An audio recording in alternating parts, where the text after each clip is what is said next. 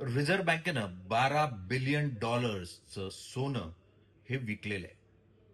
ही बातमी दिली आहे ब्लूमबर्ग या न्यूज एजन्सीने. भारत सरकार याला नाकारतंय. भारत सरकार म्हणतंय असं काही झालेलं नाही, बातमीच खोटी आहे. ठीक आहे, पण जी माहिती समोर येते ती थोडी धक्कादायक आहे.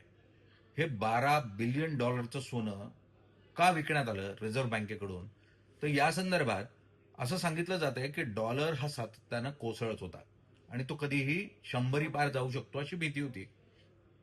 म्हणून रिझर्व्ह बँकेनं इंटरव्हीन करण्यासाठी सोनं बाजारात काढलं, जेणेकरून डॉलर जो आहे तो सावरता येईल आणि 100 रुपयापर्यंत रुपया जाईल असं होऊ नये म्हणून हे केलं गेलं असं सांगितलं गेलं. ठीक आहे, मुळात सोनं आपण का रिझर्व्ह करतो, तर यासाठी करतो की ज्या वेळेला परिस्थिती बिकट असते त्यावेळेला ते बाजारात काढता येईल आणि त्यातून परिस्थिती सावरता येईल. चलन हे कोसळणं दरवेळेलाच वाईट असतं असंही नाही. कधीतरी त्याचं अवमूल्यन होणं गरजेचंही असतं आंतरराष्ट्रीय व्यापाराच्या दृष्टीनं.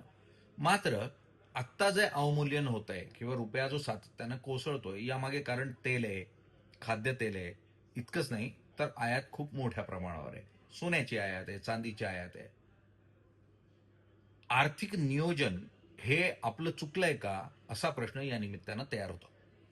आपण 2015 साली तेलासाठी म्हणून भारत सरकारने एक विशेष योजना आखली होती आणि त्या योजनेअंतर्गत 77% त्यावेळेला 77% इतकी तेल आयात होती ती 76%वर म्हणजे 10%नं कमी करायची होती आणि 10% उत्पन्न हे भारतीय व्यवसायातून निर्मिती करायची होती. म्हणजे भारतीय तेलविहिरीतून 10% उत्पादन वाढवायचं होतं.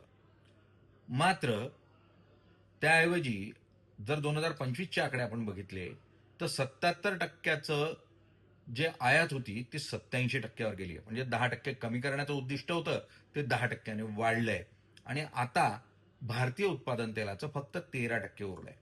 हे असं का होत आहे? आपण नियोजनात पूर्णतः का चुकतोय? 10 वर्षानंतरही म्हणजे 2015ची योजना 2025ला पण आपल्याला जर 10% ऐवजी निगेटिव्ह 10% असा रिझल्ट येत असेल तर आपलं नियोजन चुकतं हे सरकारनं मान्य करायला हवं आणि त्यातून उपाययोजना करायला हव्या. अन्यथा परिस्थिती बिकट होत जाईल. आज ब्लॅक अँड व्हाईटमध्ये इतकंच. उद्या पुन्हा भेटू नव्या विषयासह. धन्यवाद.